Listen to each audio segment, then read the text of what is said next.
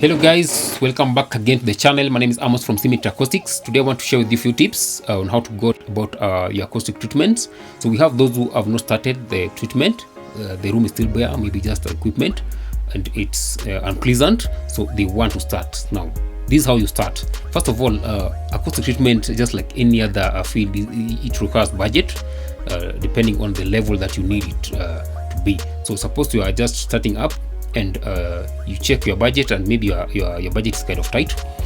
First of all, take care of reflections. They are the easiest to take care of, and they're the cheapest. So by that I mean install acoustic panels, professional acoustic panels, or foam panels or fabric panels. At this level, they do the same thing.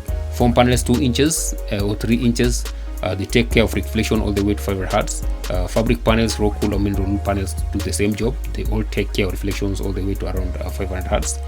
And then you also invest in broadband absorption if possible, to pick it from 500 hertz all the way now to around 250, where now we go towards the base area. That is entry level acoustic treatment strategy for those who are starting. Check on your budget and then work on reflections. Then that I mean reflection points. This video here I did, you can check it out on how to place the panels and where to place them. It's very helpful if you're on budget. It's better than nothing, and it's better than unprofessional materials in the room. Now, moving next to we have what we call semi-pro level. Now, semi-pro level, these are guys who are experienced, have been in industry for a while, and maybe also due to budget constraints, they are in rooms that are not treated very nicely, and in most cases the room may be treated, but the dimensions of the room do not allow for certain frequencies to respond well to whatever they're doing there, because the room was pre-built and it was not built for audio. So we just need to improvise on it, and then we proceed from there. So what we need to do in the semi-pro level acoustic treatment is to focus on low end. And focusing on low end means we need to take care of frequencies from 100, from below 100 hertz all the way to 50 if possible, and that will be able to give whoever is mixing or mastering a very clear reproduction of audio, and minimize the distortion of the low end. And that's great, because now you do less reference, because you're sure of whatever you're doing. You give it one shot and you get it right. So that is semi-pro level. What limits semi-pro level producers is the room, because this room they work in are not designed for studio. They could be a bedroom or just a random room, a basement, so they have to improvise it.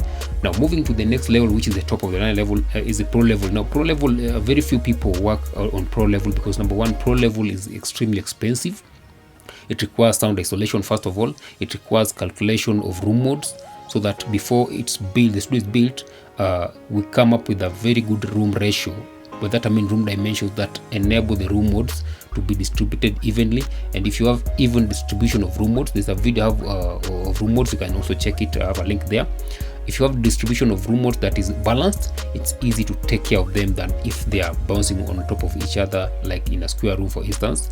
So a pro level is where now we design the studio, or from the ground up. We choose a quiet location, and the studio is built all the way from down up, and that's now where we build things like absorption are inbuilt in the wall. They are incorporated, they are integrated into the build. That's why in most pro studios you'll never see anything hanging like a panel, except for diffusion, which may be on the rear wall.